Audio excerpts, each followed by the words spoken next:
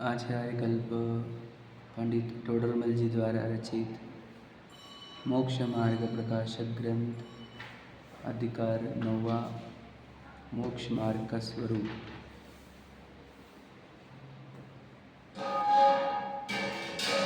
जीव अनादि से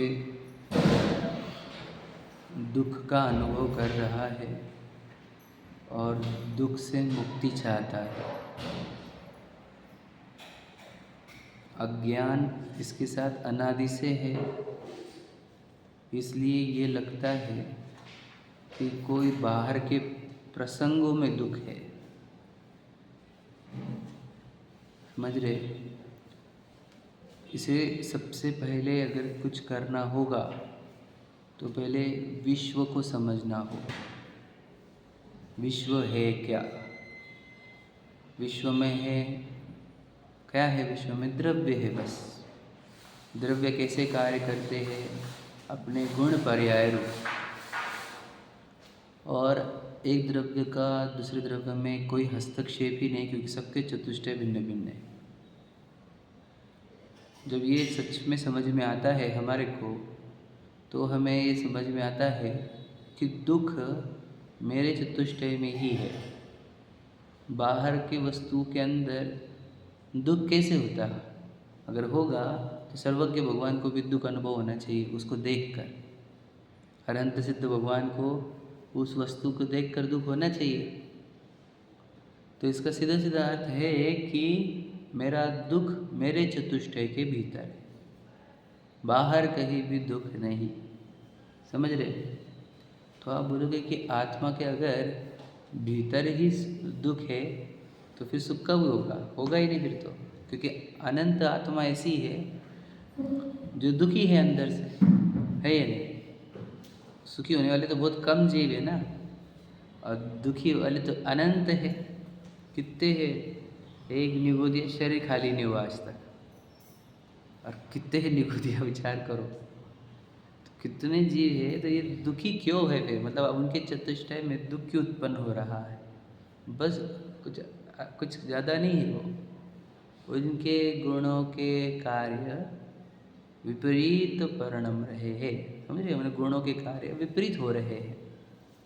उनके गुणों के पर्याय में विभाव चल रहा है, इसलिए दुखी है, बस और कुछ नहीं। मतलब उनकी प्रति समय एक श्रद्धा गुण की पर्याय निकलती है। उस पर्याय में पूर्व कर्म से प्राप्त शरीर में अहमपना स्थापन होता है। प्रति समय ज्ञान की पर्याय निकलती है उपयोग रूप। वह ज्ञान उस देह को मैं ही जानता है। और एक श्रद्धा गुण की पर्याय निकलती है, वह आसपास के सभी वस्तुओं में राग द्वेष करती है। यही इस जीव के दुखी होने का कारण है। और क्या कारण है? आप अपने आप पर लगाओ। हम भी जीव हैं, हमारे अंदर अनंत गुण है। इस देह जितने आकार में मैं विस्तारित हूँ, समझ में आए? दुख कभी भी कैसा लगेगा? देह के भीतर जो आत्मा, उसमें दुख दिखता है ना। हाथ पैरों में थोड़ा दुख दिखता है, समझे कि नहीं? हाथ पैर में दुखता कि नहीं दुखता? दुखता आत्मा में। हाथ पैर का तो एक डायरेक्शन है वो, समझे कि नहीं? तो बोलना है दुख कहाँ होता है? आत्मा में, है ना। तो आत्मा में कहा, ये 3 गुण की पर्याय, इसी में ही दुख है, समझे कि नहीं? और उसकी सूक्ष्मता में जाए तो जो राग द्वेष परिणाम है, जिसको बोला क्या जाता है कषाय। राग और द्वेष कषाय। राग द्वेष के 4 डिवाइडेशन करके क्रोध मान माया लोभ होते हैं, पता है ना। मायाचारी और लोभ राग में, और क्रोध और मान तो द्वेष में आता है। आप समझिएगा? और ही इसी का विस्तार वो 9 कषाय है।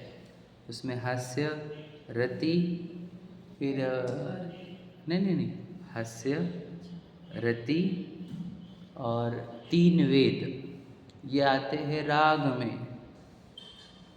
रति, शोक, भय, जुगुप्सा ये किस में आएंगे? द्वेष में। समझे? 5 राग रूप, 4 द्वेष रूप। आप समझे क्या? तो चारित्र मुनि की जो 25 प्रकृतियों के नाम है, वे काय का विस्तार है? बताओ। राग और द्वेष का। आप समझे क्या? सही है कि नहीं? 9 कषाय भी राग द्वेष वाली हो गई, अब वो 16 कषाय जो भी राग द्वेष वाली हो गई। समझ रहे ना? तो दुख कहाँ है? ये राग और द्वेष परिणामों में। अब राग द्वेष परिणामों को समझाओ, समझते हैं थोड़ा सा। ये समझ में आया? पहले दुख कहाँ है? हमारे चतुष्टय के बाहर दुख है कहीं? कहीं नहीं है। तो बाहर कुछ चेंज करना पड़ेगा ना दुख दूर करने के लिए? कुछ भी नहीं करना है। अब समझना कितनी गजब की बात। ये समझो तो कितना सरल है मोक्ष मार्ग। सुखी होना भी कितना सरल है। सोचो, मुझे सिचुएशन फेवरेबल लाने में मैं ताकत लगा दूँ पूरे विश्व की, तो भी सिचुएशन फेवरेबल नहीं आएगी, क्योंकि वो क्षेत्र में वो जैसे परिणाम नहीं किए वैसे परिणमते हो। जिनेंद्र भगवान बदल नहीं सकते उनको, तो सिचुएशन बदलना कितना असंभव कार्य है, और वो उसमें लगा हुआ हूँ मैं अनादि से, सिचुएशन बदलने की है। तो वो परिस्थिति का अर्थ क्या होता है? हमारे आसपास की स्थिति को परिस्थिति बोलते हैं। परि मतलब चारों ओर, समझ रहे? चारों ओर की स्थिति। तो परिस्थिति कोई बदल सका है क्या आज तक? बताओ, सिर्फ किसी के हाथ में हो? आज तक कोई नहीं बदला। मैं आपको बताऊँ, ऋषभ देव के नहीं बदले, पार्श्वनाथ जी के नहीं बदले, ना महावीर भगवान जी के बदले। परिस्थितियाँ कोई बदलने में समर्थ नहीं है, याद रखना, रूल है ये। तो क्या करना सुखी होने के लिए? परिस्थितियों को बदलने के ऊपर मत उलझो आप, क्योंकि बदल नहीं सकोगे, त्रिकाल कोई संभव नहीं है। अपने अंदर मनस्थिति बदलो, मतलब वही अपने चतुष्टय में आओ, अपने चतुष्टय में देखो क्या दिक्कत है। ये जो राग द्वेष परिणाम है बड़े दुखदायक है। राग का अर्थ बता देते अब। राग मतलब कोई चीज़ का प्रेम, अट्रैक्शन, वो अब क्या बोले हम उसको, कि ऐसा अंदर बैठना कि ये बहुत अच्छा है। इष्ट कल्पना बोलते हैं इसको, समझ रहे? ये बहुत अच्छा है, मेरा फेवरेट है, मुझे चाहिए। इस टाइप की फीलिंग जो रहती है, इस टाइप का प्रेम जैसा परिणाम, रुचि वाला परिणाम, वह होता है राग। तो कोई भी चीज़ अच्छी लग रही है विश्व में, समझ लीजिए कोई भी चीज़, तो वो कषाय है। समझ में आ रहा है? बुरी लगी तो कषाय लगती है हमारे को। आप समझे दिक्कत क्या है? मतलब मैं अगर किसी को डांटूँ तो कितने कषायवान हैं। बच्चे को अगर मैंने बहुत डांटा, मार दिया फटे, तो कितना कषाय करता है। उसको प्रेम कर रहा हो, किसी कर रहा हो, गले में लेके घूम रहा हो, थोड़ी बोलेंगे कोई कषाय वाला है। समझे? कोई बोलेगा कषाय वाला है, और कहाँ कषाय, कहाँ कषाय। क्योंकि तू कषाय के भेद नहीं समझता ना बेटा। दो टाइप की कषाय होती है, राग और द्वेष। देखो, आत्मा को कसे, उसको कषाय कहते हैं। राग द्वेष से कसता के नहीं कसता जी। अब बेटे भी बहुत प्रेम है कि देखो बेटे को छोड़ रहा ही नहीं 2 मिनट के लिए, और बेटे गिर गया तो क्या होगा? इधर पता है ना आपको, जिसका बच्चे के प्रति बहुत हो और उसको फ़ोन आया कि बच्चा गिर गया तुम्हारा, तो इधर तो वो उधर कुछ होने से पहले इधर ही कुछ हो जाता है।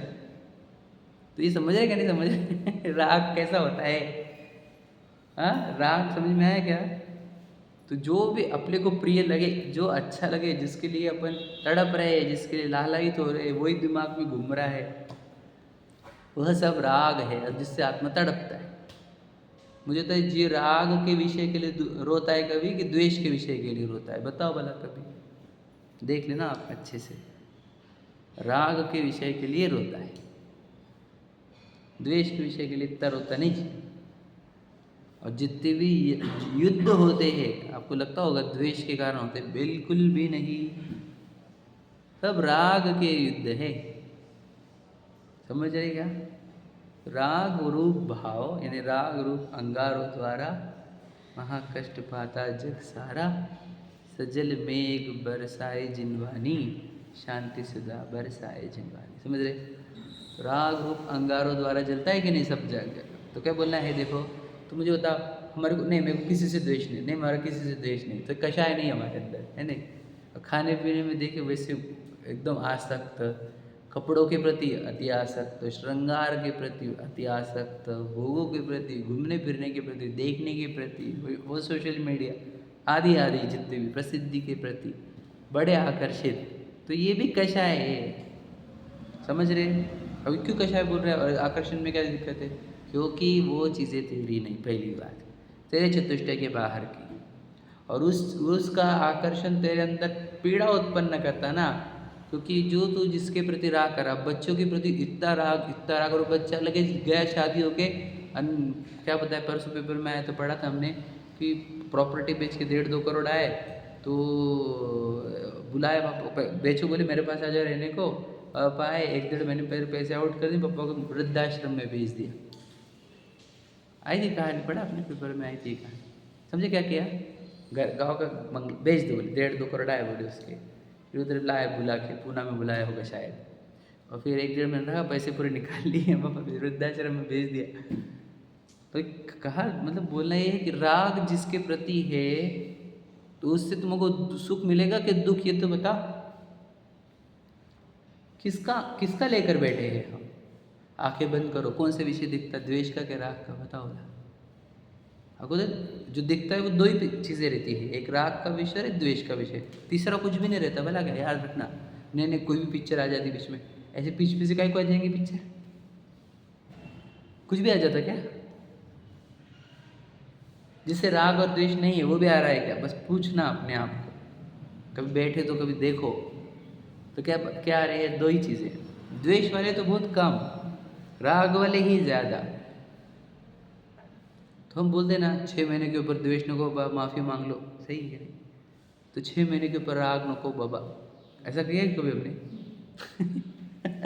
हाँ? समझ रहे? तो राग को 6 महीने के ऊपर चलता है हमारे को, फिर वो अनंतानुबंधी नहीं है। समझे क्या कहा? द्वेष के संबंध में अनंतानुबंधी है क्या? राग के संबंध में अनंतानुबंधी नहीं है क्या?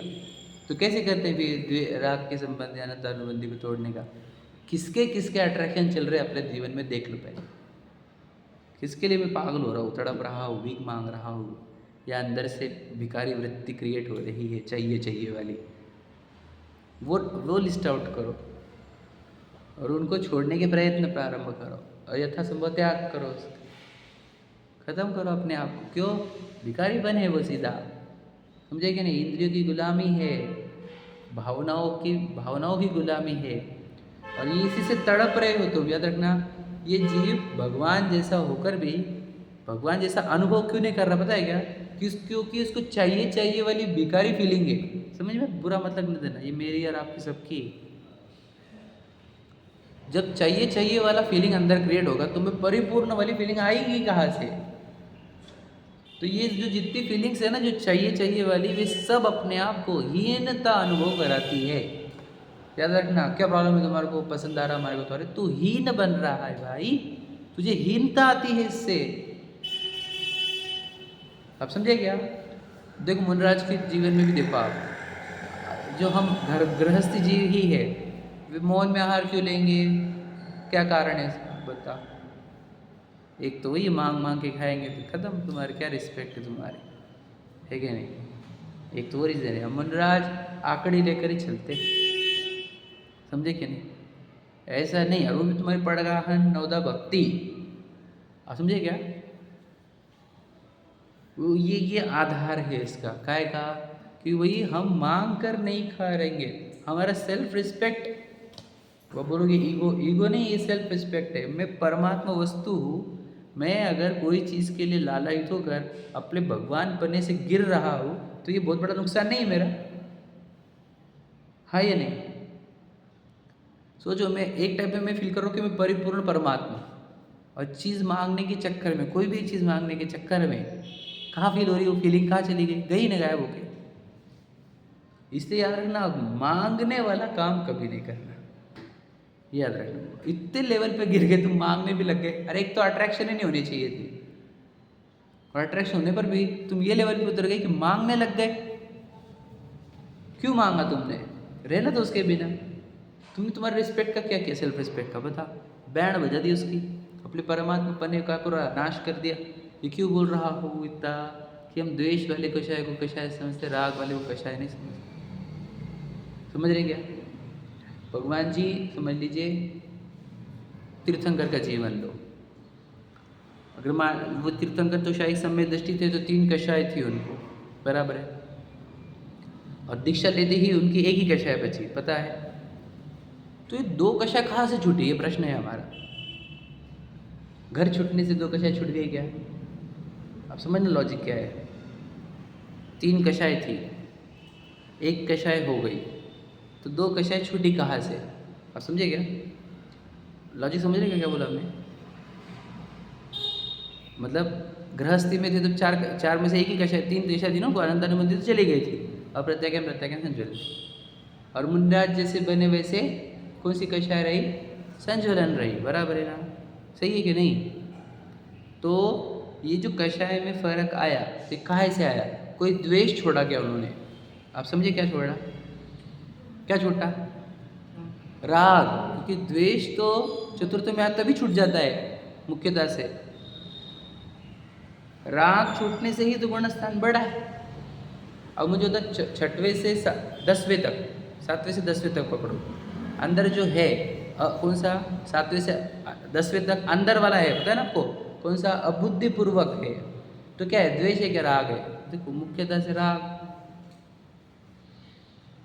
अड़ कौन रहा हमारे को? आप समझे क्या? कौन अड़ रहा है? तो राग से आपको दिक्कत क्या है? राग से 2 दिक्कत है। तो तू तड़पता है और तेरा भगवान बनने वाला फीलिंग खत्म होता है, तू भिखारीपन पर आता है। समझे क्या? ये है तकलीफ राग से हमारे को। समझ में आया? तो किसी चीज़ का अट्रैक्शन है, मुझे बहुत पसंद है, मतलब ये मेरी बहुत फेवरेट है, मतलब क्या? अब तो उसका गुलाम है। मुझे वो बहुत पसंद है, मतलब अब तो उसका गुलाम है। अब वो तड़पाएगी, तुझे नचाएगी। बच्चा नचाते कि नहीं? देखो कोई लड़का, कुछ कहानियों में देख लो अपने, कोई राजा रानी के पीछे लालायित हुआ तो रानी नचाएगी उसको। समझे कि नहीं? किसी के ऊपर भी आप रिझे कि वो कंट्रोलिंग अथॉरिटी सामने वाले के ऊपर है कि नहीं? और यही था, समझदार लोग कभी किसी पे रिझे नहीं। किस पे रिझे बताओ? समझ में आया एक बात? कषाय कौन सी रीति है? समझ में आया? राग, मुख्यतः से राग कषाय, याद रखना, द्वेष नहीं। हमने भगवान जी को वीत द्वेषी क्यों नहीं कहा? वीत रागी क्यों कहा? क्योंकि राग वाली कषाय छोड़ी उन्होंने। क्योंकि द्वेष वाली कषाय छूटते हुए लोग दिखते भी है बाहर में भी, दुनिया में। राग छोड़ने वाले एक तो भी बताओ हमारे को। समझे क्या बोला मैंने? मतलब कुछ ऐसे जो अन्यमति वाले जो गुरु है, तो वो द्वेष रहित तो दिखेंगे आपको। सही है क्या नहीं? उनका जीवन देखकर, अरे आजकल थे पहले, आजकल इतने खास नहीं वैसे, पर पुराने तो द्वेष रहित तो दिखेंगे। राग रहित दिखता है क्या कोई? ये बता हमारे को। समझे क्या कहा? तो मुख्य कषाय कौन सी? राग। राग ही मुख्य कषाय, ठीक है? तो अनंतानुबंधी वाली कषाय छूटी का अर्थ क्या पकड़ना? अनंतानुबंधी वाला राग छूटा। आप समझना इस बात को। अनंतानुबंधी वाली द्वेष नहीं, वो जब मतलब वही हो जा रहा है हमारा। हम द्वेष के मतलब जब भी कषाय छूटी मतलब द्वेष वाला एंगल ही ले रहे हैं, राग वाला एंगल ले ही नहीं रहे। इसलिए तो अनंतानुबंधी कषाय छूटी का अर्थ क्या? अनंतानुबंधी राग छूटा। तो अनंतानुबंधी राग कौन सा? देख लेना हमारे जीवन में। हम गृहस्थी जो है, हमारा मनुष्य जो जीवन है हमारा, तो हमारे जीवन में मुख्य राग कौन सा है? अगर प्रश्न है, बोलो भला, राग कौन सा होता है? इंद्रिय संबंधी। समझे कि नहीं? इंद्रिय संबंधी ही जो निरंतर अखंड रूप से चल रहा है। अब समझ लेना, ऐसे कौन सा मोमेंट है जब मैं इंद्रिय प्रयोग नहीं कर रहा, और वो इंद्रियों का प्रयोग राग से ही होता है, दूसरा कोई नहीं है। अब देखो, एक तो ये इंद्रिय वाला राग, तो जिसको समझ ले, मतलब भोग वाला राग तो सबको है, और दूसरा मैंने बताया था आपको, कौन सा दूसरा वाला?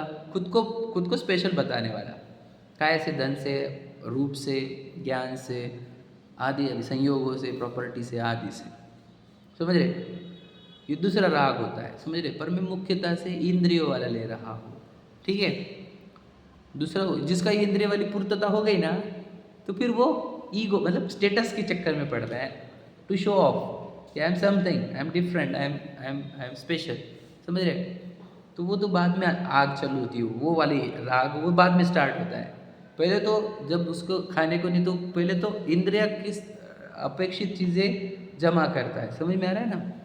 तो मनुष्य की बात कर रहे हैं हम मुख्यतः से, और मनुष्य में भी राग वाली, राग में भी इंद्रिय वाली।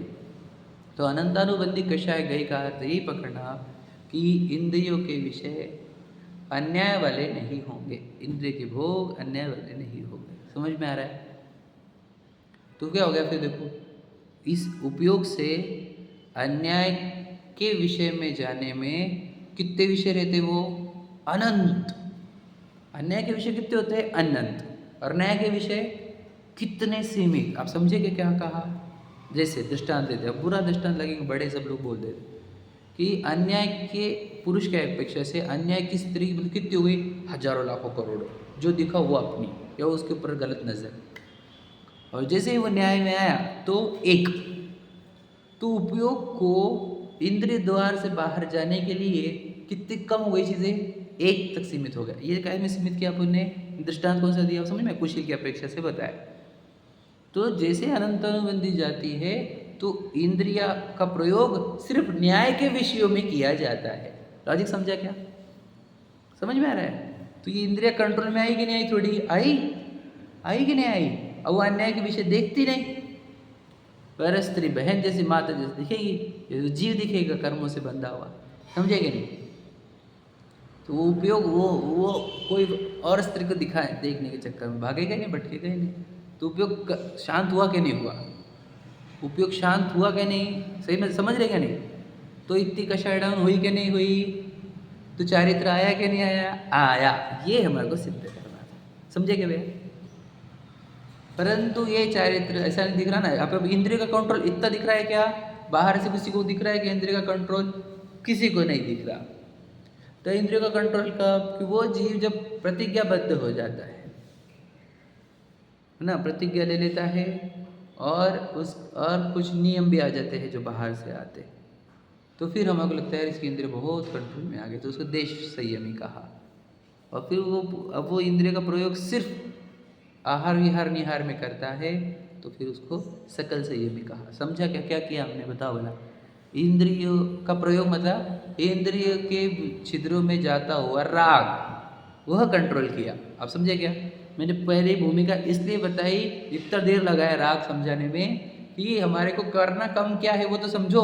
राग कम करना है। कौन सा? इंद्रिय के द्वार से निकलता हुआ राग को खत्म करते चलना है। समझ रहे? मतलब नहीं तो हम क्या करते, ये नहीं खाते, अब हम वो नहीं खाते, हम धार्मिक हो गए, धार्मिक हो गए। अब समझे नहीं तुम बात को? क्या धार्मिकता की परिभाषा क्या थी हमारी? बताओ भला। समझेगी? ये परिभाषा ये थी, हम रोज मंदिर जाते हैं, रोज अध्याय करते हैं, रोज प्रक्षाल करते हैं, हम रोज अभिषेक करते हैं, हम रोज मंदिर सिखाते सीखते सिखाते ये वाले आदि आदि। ये धार्मिकता की परिभाषा थी हमारी, पर वो है ही नहीं। समझे क्या नहीं? धार्मिकता की परिभाषा हमने आपको दे दी एकदम निश्चय वाली। व्यवहार वाली भी समझा ली थी मुझे, पर मेरे पास ज़्यादा समय नहीं है। इसी के साथ 1 मिनट में ले लेते, चलो कंप्लीट कर लेते हैं। तो ये है हमारा क्या कि इंद्रिय का प्रयोग जितना जितना कम हो रहा है, मतलब राग कम हो रहा है, मतलब इच्छा कम हो रही है, आकुलता कम हो रही है, पीड़ा कम हो रही है, तो ज्ञानानंद बहने लगा। राग जब घटेगा तो ज्ञानानंद बहेगा, तो उस जीव के जीवन में सुख और शांति आई कि नहीं आई? ज्ञान और आनंद बढ़ा कि नहीं बढ़ा? बढ़ा। चारित्र आया कि नहीं आया? आया। समझा? धर्म आया कि नहीं आया? आया। किसका? मैंने तो अनंत अनुबंधी लॉस होने पर ही कहा। और प्रत्याख्यानावरण वाला क्या कर लेता है? न्याय के विषय में भी लिमिट्स। अब समझे क्या कहा? जो न्याय के विषय है उसमें भी लिमिट्स कर देता है वो। बोलो, भोग उपभोग परमाण व्रत, पता है ना आपको? फिर क्या कर दिया? और उपयोग को समेटने, मतलब जब भटकने के स्थान और कम कर दिए। समझे क्या? लॉजिक समझ रहे क्या कर रहा है वो? व्रत होते क्या है? व्रत क्या होते हैं? उपयोग को समेटने की प्रक्रिया होती है वो, कि वो ज़्यादा बाहर नहीं जाएगा तो बार बार अंदर जाएगा। बाहर मतलब बार बार राग करके विभाव रूप होता था, वो ना करके बार बार ज्ञान आनंद रूप स्वभाव रूप होवे। समझे कि नहीं समझे? लॉजिक समझ रहे ना? तो ये अणुव्रत से क्या किया? प्रतिज्ञाएं प्रतिमाएं लेकर उसने अपने उपयोग को एकदम सीमित दायरा दिया घूमने को। तो दिग्व्रत क्या होता है? कि मैं इस रूम के बाहर नहीं जाऊंगा आज दिन भर। पता है ना आपको? नहीं, दिशा, दिग्व्रत में दिशा हो जाती है कि ये सीमा को कभी लांघूंगा नहीं मैं, तो उधर के राग द्वेष सब खत्म। फोन पे बात कर सकते हैं क्या? बेटा देखो राग नहीं छूटा, तो क्या को दीक्षा, क्या को ले रहा नियम? फोन तो बात तो कर सकते हैं, फोन पे तो बात कर सकते हैं। देखो राग है अभी भी उधर का। हमारी बेटी लंदन में, अब क्या करें हम? देखो भी राग है, हम राग सिमटने के लिए नियम बोले थे। समझ रहे हैं ना? तेरा सिमटा नहीं ना राग अभी। लॉजिक समझ रहे हैं? और फिर अगर हम फिर बाद में देश व्रत में तो इस रूम के बाहर नहीं जाएंगे हम आज। वो तो आजीवन वाला था। क्या कर रहे हैं हम, बताओ? उपयोग को सिमट रहे कि नहीं सिमट रहे? अंदर क्या करोगे बोलो? अब अंदर क्या करोगे बोलो? सामायिक करेंगे हम। तो ये त्याग से क्या होता है? जब सामायिक को बैठोगे ना तो उपयोग इस रूम के बाहर नहीं जाएगा। पता है आपको क्यों लिया जाता है वो? और आपको बताओ, और अगर अच्छे से बैठा हो प्रक्रिया करके तो देह के बाहर नहीं जाएगा उपयोग। ये प्रक्रिया काहे की है, समझ रहे क्या? उपयोग को सिमेटने की, इंद्र द्वार से बाहर नहीं जाने देने की, ताकि स्वभाव उत्पन्न हो। क्या? ज्ञान आनंद वाला स्वभाव वो उत्पन्न हो। इसके लिए चल रहा है सब मशक्कत। समझ रहे कि नहीं समझ रहे? अब क्लियर हो रहा है क्या आपको? अब हम इसमें कौन सा प्रयत्न कर रहे हैं? हम धर्म में जुड़े कितने साल हो गए और हमने इसमें से कौन सा प्रयत्न किया, ये बताओ मुझे। दालू नहीं खाते तो हम अकेले खा लेते हैं बता। उपयोग को तो उतने भटका रहे हम, भटका रहे कि नहीं भटका रहे? बात समझना, आलू छोड़ना थोड़ी प्रॉब्लम था हमारा। आलू इज नॉट बिग इश्यू। बताओ बिग इश्यू क्या है? उपयोग का इंद्रियों में भटकना, वो भी अन्याय के विषयों में, अवक्ष के विषयों में। उसमें अनंत विकल्प होते हैं। जैसे ही वो अन्याय नित्य छोड़ता है तो सीमित होता है। समझ में? कहाँ से आया? अन्याय से न्याय में आया, अणुव्रतों से न्याय में मर्यादा में आया, महाव्रतों सोए। बताओ मर्यादा ऐसी हो गई कि देव जितना ही देखना है मुझे बस, है ना? आहार विहार निहार जितना ही राग होगा बस, इसके ऊपर राग नहीं होगा। समझ में आया? मुनराज को कितना राग रहता है बताओ? आपको पता है? 3 ही चीज़ों का। एक आहार वाला, क्योंकि देह की स्थिति ध्यान करना है आहार का। विहार वाला, क्योंकि इस जगह से प्रेम ना हो जाए। और निहार, क्योंकि वो शरीर की क्रिया है। इतना ही राग बचने दिया, मतलब उपयोग को बाहर आने का स्कोप सिर्फ इतना। समझ रहे क्या? चलो वो भी ठीक है, वो भी काय में आ गया। हमने क्या कहा? वो भी राग कैसा है? ये इन तीनों के लिमिट में ही रखा है। मतलब हमने जितना राग सीमित किया उसी बाउंड्री में लिखने का या उपदेश देने का भी आ सकता है। इसी राग को तुम कुछ भी नाम लगाओ समझेगा? बच्चे को, माँ को बच्चे की प्रति क्या है बता? अब तुम ममता नाम दो, प्रेम नाम दो, उसके 2 नाम है। एक तो पहले मुख्यतः से मोह है उसको, वो लड़का दिख रहा है अपना, मैंने जना है उसको, मैंने जना है। बेटा तू शरीर नहीं, तेरे को कोई वो गर्भ थैली तेरी नहीं, वो गंदा शरीर, उसका गंदा शरीर, काय कर तूने बच्चा जन्मा? अब तुझे मोह समझता नहीं है। मेरा जना है, मेरा जना है, तो जनन नहीं। बेटा तू शरीर नहीं है, तू स्त्री शरीर थोड़ी है। और ना वो पुरुष शरीर या स्त्री शरीर, लड़का है लड़की है, वो मोह है। अब तुम उसको नाम ममता दो, माँ का प्यार बोलो, और बहुत सारा कुछ बोला जा सकता है। तो मुनराज क्या कर रहे हैं भव्य जीवों के प्रति? वात्सल्य, करुणा, अरे राग के ही प्रकार है। बुरा लगेगा, सच्चाई। इसमें हाँ 8 अंग में, हाँ। तो बोलना ये है वात्सल्य नाम है, मान के चलो सही नाम है वात्सल्य, पर वो है काय का प्रकार? राग का है। बराबर है कि नहीं? धर्म का है का प्रकार। तो वात्सल्य वाले जीव कौन से गुणस्थान चढ़ेंगे बताओ? कहाँ तक चढ़ेंगे? कहाँ तक? बस। तो इसका अर्थ क्या है? ऊपर के चढ़ रहे नहीं, बोलो कौन रोक रहा है? बोलो भला कौन रोक रहा है? बोलो राग नहीं, बोलो वात्सल्य ही समझे नहीं? उत्तर तो मैंने वही दिया, लेकिन आपकी भाषा में दिया। वात्सल्य ही तो अड़ रहा है। फिर अब क्या अड़ रहा है? वात्सल्य मतलब राग। समझे कि नहीं समझे? छेदनी पड़ी राग, राग ही था। अड़ा कौन? राग अड़ा। अब पक्का हो रहा है क्या आपको? दुश्मन कहाँ है? दुख कहाँ है? कौन अड़ रहा है हमारे को? हम ही। आपको याद रखना है इस बात को। कौन अड़ रहा है? मैं ही। मैं ही अपने आप को खुला बाजार दिया है उपयोग को भटकने को। अब मैं बोल रहा हूँ मुझे सुख शांति क्यों नहीं मिलती, सुख शांति क्यों नहीं मिलती? मैं शांति मंत्र करूँगा, शांति विधान करूँगा, ग्रह वस्तु शांति करूँगा, ग्रह शांति करूँगा, 9 ग्रह शांति भी देते ना, हाँ, काल्प सर्प शांति भी करूँगा। शांति क्यों नहीं आ रही है बताओ? समझे? कोई उपाय है शांति के? कि मैं चांदी की इसमें मोती पहनूंगा, है ना? पहनते कि नहीं? भैया पहने क्या? नहीं पहने? अरे यार निकाल दिया आपने शायद पूर्व में थे क्या? पूर्व में था ना? आपकी गलती नहीं, हमारे घर में भी बहुत सारे हैं, बहुत सारे, दुनिया भर में भरे हुए। क्या बोले आप, उपाय जैसा गुस्सा है वाला चिड़चिड़ वाला जीव रहा तो चांदी के अंगूठी में मोती डालते हैं, और वो भी लास्ट वाले फिंगर में। हाँ या नहीं, सुना कि नहीं सुना आपने? देखो यार, आपको कितना नॉलेज, मेरे को कितना नॉलेज, ये भी पता है मुझे लोग क्या क्या करते हैं। मुझे तो शांति आएगी क्या उससे? उपयोग को तुमने कितना दिया है, पूरा विश्व, तो वो उपयोग कैसे शांत हो पाएगा ये बताओ? वो शांति कहाँ पाएगा ये बताओ? इसलिए जिन्होंने स्वयं को पहचाना, जिसने स्वयं को इस देह से भिन्न चैतन्य सत्ता पहचाना, इस देह के भीतर परिपूर्ण जीव राजा मैं हूँ, ये पता चलने पर अब आपको पता चल गया अपना भगवान अपने अंदर, अपना सुख अपने अंदर, समझे कि नहीं? मैं इधर परिपूर्ण, बाहर सब फालतू पुद्गल की वस्तु है, इंद्रिय के माध्यम से जाना पड़ता आकुलित होकर। अब वो चाहेगा कि मेरा उपयोग जाए ही नहीं इंद्रियों में, अब जा रहा है तो क्या करे, सीमित कर दिया उसको, अन्य अनित्य बख्शते खत्म। समझ में आया? अब नहीं जाना अन्याय में, अनिति में, अबक्ष में नहीं जाऊँगा, बहुत तड़पता हूँ मैं यहाँ पे।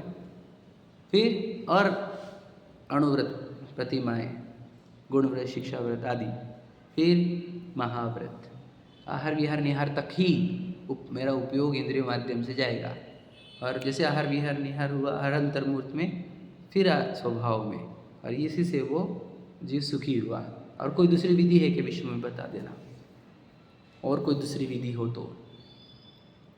कोई दूसरी विधि है नहीं, घूम फिर के आना, इसी पे आना पड़ेगा। भगवान जी की प्रतिमा भी यही बता रही जो हम बता रहे। समझ में आया क्या? कषाय मतलब कौन सी कषाय बोलो? 9 कषाय, 16 कषाय नहीं, 2 सब काय के भेदे, राग द्वेष के।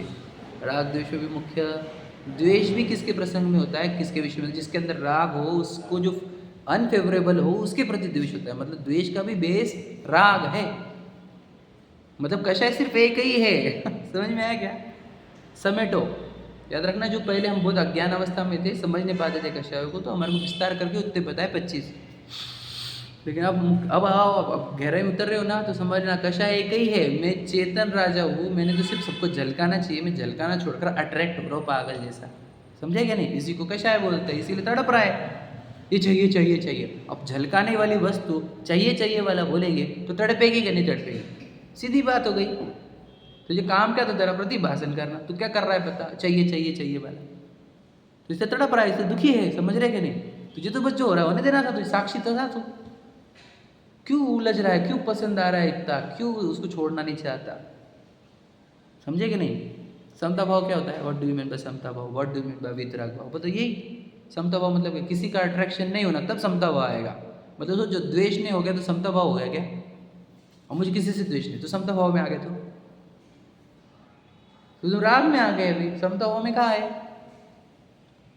राग और द्वेष दोनों छूटे, उसको समता भाव बोलेंगे, समझे कि नहीं समझे? समता भाव से ही प्राप्ति होती ना। चारित्र पता है आपको? आचार्य कुंद प्रवचन साहब जी में 8वीं गाथा के करीब बोलते हैं, वो 8वीं 9वीं के करीब है कि बोलो चारित्र खलु धम्मो। उसमें लिखा है कि चारित्र क्या है, फिर बोलो मोह। चारित्र है समता भाव। चारित्र क्या कहा उन्होंने? समता भाव। और समता भाव कैसे होता है? मोह क्षोभ से रहित आत्मा का परिणाम, उसको समता भाव बोला। वापस से 3 चीज़ें बताई। धर्म क्या है? चारित्र। चारित्र क्या है? समता भाव। समझ रहे? प्रवचन साहब जी की एज इट इज लाइन बता रहा हूँ मैं आपको। और समता भाव क्या है? मोह और क्षोभ से रहित आत्मा का परिणाम। मतलब जब उसको कोई चीज़ मैं, मेरी, अपनी, मैं करने वाला, भोगने वाला ना दिखे, तो उसको बोलते मोह से रहित परिणाम। और क्षोभ से रहित, अच्छा बुरा कुछ न लगे, तो उसको बोलते क्षोभ से रहित। सबका प्रतिभाषक साक्षी रूप रहे, समझ में आया क्या? किसी से अट्रैक्टेड नहीं हो, तब वह परिणाम समता भाव है। और उस समता भाव को चारित्र कहा, और वो चारित्र ही सच्चा धर्म है। समझ में आया? हमने तो आचार्य कुंद की परिभाषा से भी बता दिया आपको। अब समझो आपको, मतलब मुझे डेवलप क्या करना है? समता भाव। समता भाव का अर्थ क्या? किसी का द्वेष नहीं, ये तो समझ में आता है। किसी का राग नहीं, नहीं मुझे बहुत पसंद, नहीं मुझे ये तो लगता है, मुझे तो वो लगता है, मुझे तो पागल है। तूने एक चीज़ का अट्रैक्शन क्रिएट किया, मतलब तूने अपने आप को उस चीज़ के लिए भिखारी बनना के लिए रेडी हो गया। तू क्यों भिखारी बनता है? क्या चीज़ है? कितनी अच्छी चीज़ है बताओ, कौन सी चीज़ इतनी अच्छी जिसके लिए भिखारी बनने को रेडी है? है तो पुद्गल का ही, मुझे पता है तो जिसके बारे में बोल रहा है मुझे पसंद है, वो पुद्गल के सिवा कुछ नहीं होना चाहिए। और पुण्य के फल चाहता है वो भी पुद्गल के फल है बेटा, समझे क्या नहीं? तो कोई कौन सी चीज़ के लिए इतना अट्रैक्ट है? नहीं, हमारे को सिर्फ अनुकूलता चाहिए धर्म करने के लिए, वो भी पुण्य के फल है, समझे क्या नहीं? एक भी चीज़ का अट्रैक्शन, जीरो अट्रैक्शन में जीना चाहिए जीवन, तभी तो वो अपने अपने परमात्मा बने को अपने अपने मतलब समझे परिपूर्ण बने का अनुभव कर सकता है, तभी तो वो राजा बनकर जिएगा, है क्या नहीं? मुझे बता राजा कौन? एकदम सिंपल है, मैं तो हमेशा बोलता हूँ धनवान कौन और गरीब कौन, इसकी परिभाषा ढूंढ के बताओ। बताई भी मैंने बहुत बार, धनवान कौन और गरीब कौन, इसकी परिभाषा क्रिएट करनी है हमारे को, हाँ बनानी है खुद की। बताओ बताओ, धनवान कौन गरीब कौन? जिसको कुछ भी नहीं चाहिए वो धनवान। हाँ बस यही बनाई थी बस। और जिसको कुछ चाहिए वो गरीब, आप समझ रहे? इतना सिंपल तो डेफिनेशन है, यूनिवर्सल डेफिनेशन है कि नहीं? तो जब आप जीरो अट्रैक्शन में आते हो तब आप धनवान होते हो, और जब तक अट्रैक्शन में तब तक गरीब। समझ रहे कि नहीं समझ रहे? परिभाषा समझ में आ रही क्या? यूनिवर्सल परिभाषा पूरे विश्व की। तो हमारे को जब भी किसी का अट्रैक्शन हुआ मतलब क्या समझ लेना, मैं भिखारी हुआ, गरीब हुआ। अट्रैक्शन मतलब अब क्या क्या पकड़ना, अब समझ ना खुद। अब देखो सबके आपके हुए, मेरे जीवन में तब मैं ज़्यादा कुछ है, अब क्या बताएं सबको। आप अपना देखो, घूमने का, फिरने का, सुंदर दिखने का, खाने का, पीने का, बच्चों का, प्रॉपर्टी का, पुण्य उदय का, हेल्थ का, वॉटेवर, मुझे अब क्या क्या लिस्ट बताओ, मुझे ज़्यादा पता नहीं, मॉल का, थिएटर का, अब क्या क्या रहते हैं। आप आपकी लिस्ट बनाओ और ख़त्म करो उसको। यदि बोलो, हाँ कौन सी? हाँ ये वाली नहीं, निश्चय परिभाषा यही है। तो फिर वही ना, जिसको कुछ नहीं चाहिए वो आत्मा में रह रहा है ना, तभी तो उसको वो आया है वो फीलिंग, कौन सी कि मुझे कुछ नहीं चाहिए।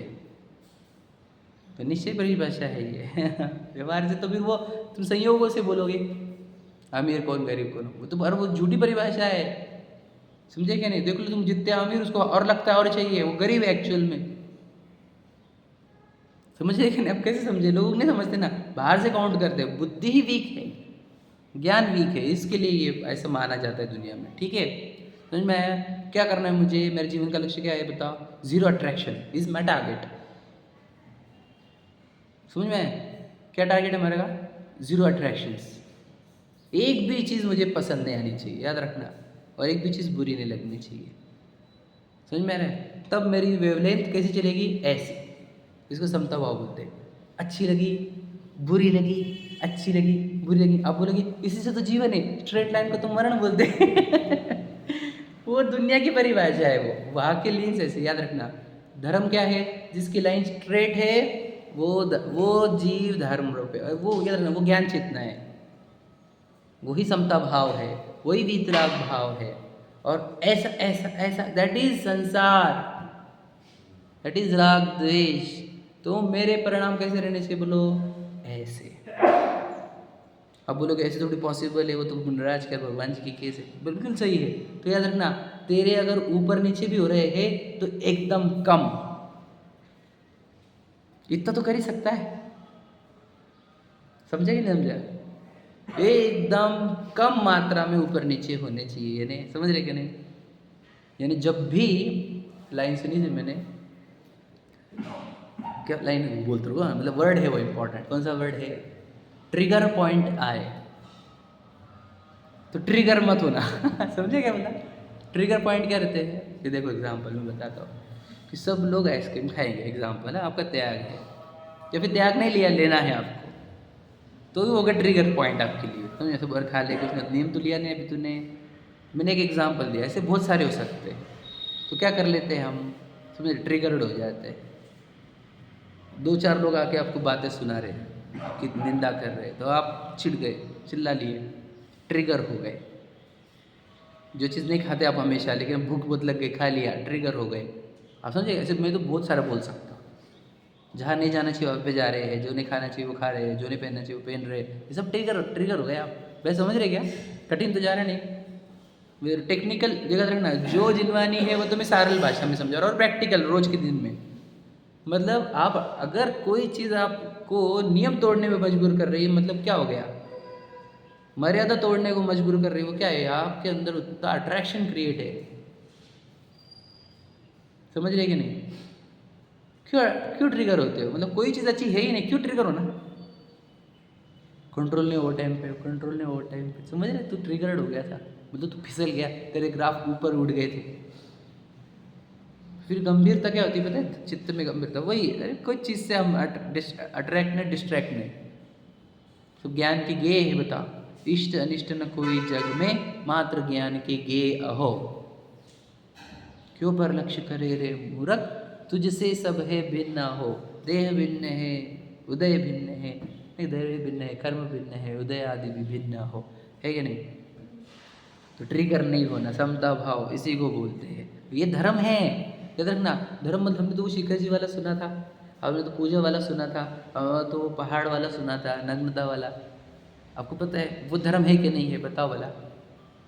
अच्छा, ये जो मैं बोल रहा हूँ समता भाव, ट्रिगर नहीं होना, ये धर्म है कि वो पूजन पाठ स्वाध्याय भक्ति शिविर तीर्थ यात्रा पहाड़ नग्नता 28 मूल गुण, वो धर्म है? दोनों में से क्या धर्म है? बताओ भला। प्रीतम भैया आंसर देंगे, बोलो प्रीतम भैया, धर्म क्या है? जो मुझे बता रहा वो वाला है कि वो जो ये दूसरा जो लिस्ट है वो, इसको उत्तर क्या लगता है आपको? ये तो पहली बार ही सुन रहे हैं हम, ज़्यादा समझ इतनी गहराई में गए भी नहीं हम इसके। कौन सा धर्म है? हम तो कुछ दूसरा सुने हो, हम करते आज तक करते भी दूसरा चाहे हम, ये वाला तो कुछ किया ही नहीं। तो इसी को बोलते, याद रखो, निश्चय और व्यवहार धर्म। वो सब इसके लिए था। लॉजिक समझे क्या बोल रहे हैं? वो सब इसके लिए था और हम उसमें उलझ गए, उसको बोलते व्यवहाराभासी।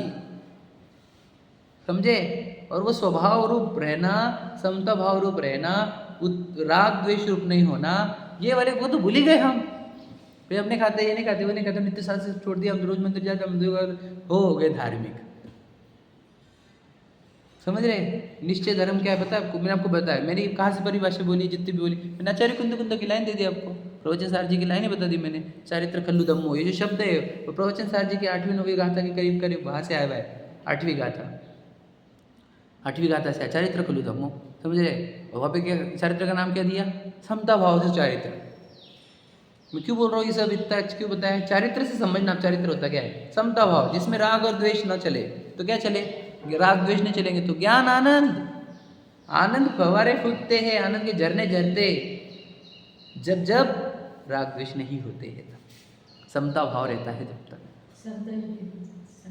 हाँ, जब संतोष, मतलब राग द्वेष नहीं होना ही संतोष है। राग द्वेष देखो, तो राग द्वेष नहीं होना, उसका क्या क्या नाम है? बोलो बोला। क्षमा, विनय, सरलता, संतोष, संयम, त्याग, त्याग, आगे जन्य ब्रह्मचर्य, यही तो नाम है उसके। और धर्म कितने? 10 है कि नहीं? एक ही धर्म था वो समता भाव, और उसके 10 नाम है वो। क्योंकि उसमें क्रोध नहीं था तो उसको क्षमा बोला गया, उसमें मान नहीं है तो उसको मार्दव कहा गया, उसमें मायाचार्य नहीं है तो उसी को बोलो सरलता आर्जव कहा गया। समझा? कितने धर्म है? एक। कितने सुन, पूजन पाठ भक्ति वो बाप रे, ये सब व्यवहार से कहे जाते हैं। तो निश्चय और व्यवहार समझ में आया आपको? भगवान जी कौन से धर्म की ओर इशारा कर रहे हैं बताओ? समझे कि नहीं? प्रतिमा कौन से तरफ इशारा कर रहे हैं? निश्चय धर्म की ओर। भैया समझे कि नहीं? सोचो, जो निश्चय धर्म की ओर इशारा कर रहे हैं उनके नाम पे व्यवहार धर्म की कितनी वैरायटी क्रिएट कर ली हमने। समझे? मतलब मैं आपको बताऊँ, जैन लोगों को आजकल तो आत्मा फंडा पता नहीं, आत्मा ध्यान दूर दूर तक पता नहीं, और कितने मंदिर बन रहे हैं, मंदिर के लिए कितने प्रोग्राम्स होंगे, पंचकल्याणों के करोड़ों खरबों के प्रोग्राम हो रहे हैं, और वो भगवान जी जो समता भाव दिखा रहे, साम्य भाव, वितराग भाव बता रहे, किसको समझ में नहीं आता हो? निश्चय धर्म से अपरिचित। और निश्चय धर्म की बात करें तो ये निश्चय वाले हैं। समझ में आ रहा है? कुछ समझा? ठीक है, चलो पढ़ते हैं अपन 5-10 मिनट में अपना कंप्लीट करते। एक प्रश्न है 337 पर लास्ट में, देखो लास्ट में मतलब मिडल में है, देखो निकाले सब लोग। यहाँ फिर प्रश्न है कि अनंतानुबंधी सम्यक्त्व का घात नहीं करती है, तो इसका उदय होने पर सम्यक्त्व से भ्रष्ट होकर सासादन गुणस्थान को कैसे प्राप्त करता है। देखो क्या प्रश्न है कि आपने बोल दिया ना अनंतानुबंधी सम्यक दर्शन का घात नहीं करती, तो फिर ऐसा क्यों होता है कि अनंतानुबंधी का उदय आया और यह जीव सासादन में चला गया। समझ में आ रहा है? तो बोलो फिर अनंतानुबंधी श्रद्धा गुण का घात करती है, सम्यक दर्शन का घात करती। समझ में आया प्रश्न क्या है? प्रश्न समझा क्या? हमने अभी तक क्या सिद्ध किया? अनंतानुबंधी सम्यक दर्शन को घात नहीं करती। समझ में आया? वो चारित्र मोनी है। तो वो बोल रहे हैं कि आप एक समझाओ हमारे को कि ये अनंतानुबंधी जब प्रकट होती है, मतलब इस जीव को अनंतानुबंधी का उदय आ गया तो वो दूसरे गुण स्थान में जाता है, पता है ना? है कि नहीं? यहाँ पर लिखा नहीं अपने, यहाँ पे एक अनंतानुबंधी लिखेंगे और यहाँ पे सासादन लिखेंगे। समझ में आया? उदय किसका है? इसका उदय आ गया तो पहले गुण स्थान आता है, विष्णु मुनि को उदय तो तीसरे गुण स्थान आता है, सम्यक मुनि को उदय चौथे गुण स्थान में रहता है शोयपशम सम्यक। और अगर उसको अनंतानुबंधी का उदय आ गया तो सासादन, ये भी है वहाँ पर। क्लियर हुआ? फिर अनंतानुबंधी ने तो सम्यक्त्व को घात किया ना, ऐसा प्रश्न है। समाधान दृष्टांत से शुरुआत की उन्होंने। जैसे किसी मनुष्य के मनुष्य पर्याय का नाश का कारण तीव्र रोग प्रकट हुआ हो, उसको मनुष्य पर्याय का छोड़ने वाला कहते हैं। मतलब क्या दृष्टांत क्या दिया कि एक जीव मनुष्य है, अभी उसको एकदम डेंजर रोग हुआ। कैसा रोग हुआ कि ऐसा रोग हुआ, क्या बोलते, इससे इसकी मनुष्य पर्याय छूटी, ऐसा बोला गया। समझ रहे कि नहीं? इस रोग के कारण मनुष्य पर्याय छूटी या छोड़ने वाली है। देखो मैं छोड़ने वाला। तथा मनुष्यपना दूर होने पर देवादि पर्याय हो, वह तो रोग अवस्था में नहीं हुई है। मतलब क्या? रोग अवस्था मनुष्य तक थी, जब वो यहाँ से देव गया वहाँ पर नहीं थी। बराबर है कि नहीं? दृष्टांत क्या बोलना है? जिसने मनुष्य पर्याय छुड़ाई वो मनुष्य पर्याय के बाद था क्या? नहीं था। समझ में आया? ये दृष्टांत समझ में आया? अब देखो यहाँ मनुष्य ही का आयु है, बराबर? कुछ रहेगा बीच में? हाँ, यह मनुष्य ही का आयु कैसी चल रही है? अभी मनुष्य की चल रही है ना, जब तक रोग चल रहे तब तक। समझ में आया? जब तक रोग चल रहे हैं, महारोग, मनुष्य की ही आयु है और वो रोग मनुष्य आयु को छुड़ाता है, परंतु देवगति में नहीं जाता है। ये इतना पूरा पार्ट समझने पर आगे का पार्ट समझ में आएगा। समझ में आया? उसी प्रकार सम्यक्त्वी के सम्यक्त्व का नाश का कारण अनंतानुबंधी का उदय प्रकट हुआ, उसे सम्यक्त्व का विरोधक सासादन कहा। तथा सम्यक्त्व का अभाव होने पर मिथ्यात्व होता है, वह तो सासादन में नहीं हुआ। यहाँ उपशम सम्यक्त्व का ही काल है, ऐसा जानना। कुछ समझाने होगा? मैं समझा देता हूँ, एकदम इजी, कोई कठिन नहीं। देखो क्या कहते हैं कि समझ लो चतुर्थ गुण स्थान में जीव आया। समझ में? कैसे आया? उपशम करके। और समझ लो शोयपशम सम्यक दृष्टि भी हो गया, ठीक है, और उसको अनंतानुबंधी का उदय आ गया, तो वो कहाँ चला गया? हम अरे नहीं, हम शोयपशम वाले को ले रहे, उपशम को ले रहे, यहाँ पे उपशम वाले को ले रहे, ठीक है। मान के चलो उसने ये सब गैप करके उपशम सम्यक्त्व क्रिएट किया, और उपशम सम्यक्त्व के काल में ही उसको क्या आ गया? अनंतानुबंधी का उदय आ गया। तो उसका गुण स्थान कौन सा हो गया? दूसरा। तो दूसरा हुआ, पहला नहीं हुआ। मिथ्यात्व में लाया गया कि उसको नहीं लाया गया? उसको सासादन में रखा है। समझे क्या नहीं? तो वो क्या कह रहे हैं कि उस अनंतानुबंधी अगर मिथ्यात्व में लेकर आती, पहले गुण स्थान में लेकर आती, तो हम बोलते कि श्रद्धा गुण को भी घात करती है अनंतानुबंधी। समझे क्या कहा? लॉजिक समझ रहे क्या? पर उस अनंतानुबंधी ने सासादन पर लेकर आया है। समझ में? इसलिए अनंतानुबंधी श्रद्धा गुण को नहीं घातती। लॉजिक समझ में है? और उन्होंने क्या कहा? याद रखना ध्यान से, जब वह सासादन में आता है वह भी उपशम काल है। क्या कहा? नहीं समझा? बहुत इंपॉर्टेंट बात है। उपशम है तब भी क्या कहा? समझा? कुछ बात बोलिए। उपशम काल है, वो सासादन में आ गया, दूसरे गुण स्थान में आया, तो उपशम काल है क्या? वो क्या लगता है आपको? उपशम चल रहा है वहां पे? कैसे? क्या नहीं छूटा? छूटा नहीं, दूसरा गुण स्थान कैसे आ गया? अरे गड़बड़ उत्तर, गलत उत्तर दे दिया आपने गलत उत्तर दिया। सम्यक तो छूटा कि नहीं छूटा, पहले बात बता, हाँ या नहीं, हाँ या नहीं, यस और नो। सम्यक तो छूटा या नहीं, पहले ये उत्तर दो पहले, हाँ।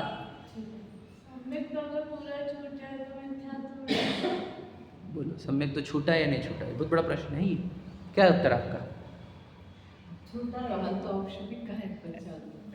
आप दीदी बोलो सम्यक तो छूटा या नहीं छूटा। छोटा है उसका, और शासन से निकलना आने वाला है, इतना हो जाता है। बहुत बड़ा यहाँ पे बड़ा बड़ा ट्रिकी है ये, देखो ध्यान सुन लेना। दर्शन मुनि उपशमित चल रही है, चल रही है कि नहीं चल रही है? उपशमित है ना दर्शन मुनि, है क्या नहीं? तभी तो सात साधन में आने पर भी दर्शन मुनि उदय नहीं दे पा रही है अभी। दर्शन मुनि उदय कब देंगी? उदय दे दिया तो पहला गुण स्थान आ जाएगा। तो दर्शन मुनि उपशमित है वहां पर, और वो जीव दूसरे गुण स्थान में भी आया है, समझे क्या नहीं? इस अपेक्षा से कहा ये उपशम काल है, आप लिखा है ना, उपशम सम्यक तो का ही काल है। हाँ सम्यक तो है, मतलब समझ रहे, मतलब सम्यक दूसरे गुण स्थान में भी सम्यक तो है, हाँ, क्योंकि उपशम काल चल रहा है, समझेगा? तो कुछ कठिन एकदम बारीक, वो तो सब फ्रैक्शन का टाइम है, लेकिन वो फ्रैक्शन की भी इतनी डिटेल एनालिसिस होती है, उसी को करना। वहाँ से नीचे गिरने का जितना टाइम है ना, उतना सांस लेने का टाइम का। 6 अवली एक समय, एक समय जगन 6 अवली। अच्छा, एक समय से लेकर 6 अवली तक सात साधन गुण स्थान का टाइम रहता है। अवली मतलब, अरे बाप रे बाप, हम नहीं समझा सकते, I am unable to teach, समझ रहे हैं? कितना बारीक रहता है वो, समझ रहे? एक सेकंड में अनंत टुकड़े करते जाओ तुम, कहाँ पे वो अवली अवली मिलती है, समझ में? बहुत बारीक है वो, तो उतने देर रहता है वो सात साधन, इतना बारीक। तो वो तो लेकिन उस मोमेंट पर क्या हुआ वो समझने के लिए इतना सब बोलना क्या है, वहाँ पे उपशम काल चल रहा है, और उस चारित्र मुनि ने सम्यक तो का घात नहीं किया, समझ में? वो चारित्र मुनि अगर पहले गुण स्थान में लेकर आती तो हम बोलते सम्यक्तों का घात किया, मतलब उसने चारित्र मुनि ने सम्यक्तों का घात किया क्या? श्रद्धा गुण का घात किया क्या? नहीं किया, समझ में? वो सिर्फ सासादन तक लेकर आई है, राजी समझ रहे? वो सम्यक तो ही चल रहा है वहाँ पर उपशम, क्योंकि दर्शन मुनि उपशमित है, समझ में? दर्शन मुनि फिर उदय देना चालू करेगी तो पहले गुण स्थान में आ जाएगा। तो कषाय ने मिथ्यात्व में नहीं लेकर आती है, कषाय, समझ में? कौन सी अनंतर बंदी कषाय, वो सासादन तक लेकर आती है, समझ में? रिटर्न नहीं जा सकते, आने वाला, क्योंकि तुमने दर्शन मुनि को उपशमित करके आए है ना तुम। अब वो दर्शन याद रखना, तुमने वो ज़्यादा एक्स्ट्रा करके रखता है, वो है ना, पता है आपको? जितने देर सम्यक में रहना ना, उससे ज़्यादा उपशम करके रखता है, और फिर क्या कर लेते हैं वो, जैसे उसका टाइम खत्म होने का है, वो उधर वाले वापस इधर आ जाते हैं। सुना आपने? उस दिन बताया था आप दोनों ने, नहीं समझा? एक्स्ट्रा उपशम करके रखता है वो थोड़े ज़्यादा देर के लिए, तो मतलब उसको 5 समय रहना है तो वो 7 समय का उपशम करता है, और जैसे 5 समय हो जाते 2 समय के लिए और परमाणु आ जाते हैं, ऐसा। तो ऐसा वो सम्यक्त्व क्रिएट करता है वो उपशम वाला, और अगर अनंतानुबंधी भी उदय आ गई तो भी उसको सम्यक्त्व बना रहता है, इसलिए अनंतानुबंधी श्रद्धा गुण का घात नहीं करती, ये यहाँ पर कहा गया है। लॉजिक समझ में आया? ज़्यादा डिटेल में जाने की जरूरत नहीं है, जो डिटेल में अभ्यास करते करना नहीं हो वे इसके डिटेल में जाए। हमारा काम क्या है बोलो? समता भाव मैं ट्रिगर नहीं होऊंगा, आई विल ट्राई कि I will not get triggered by any incident, any words, any behaviour और एनी अट्रैक्शंस, समझ में आया? हम किसी के प्रति आकर्षित नहीं होंगे और किसी को लेकर दुखी नहीं होंगे, ये हमारी जीवन की अचीवमेंट है। क्योंकि देखो, अट्रैक्शन भी और डिस्ट्रैक्शन भी संक्लेश है, और समता भाव विशुद्धि है। लॉजिक समझ में आया? विशुद्धि बनी रहे, संक्लेश ना हो, ठीक है? चलो। सहजानंदी शुद्ध स्वर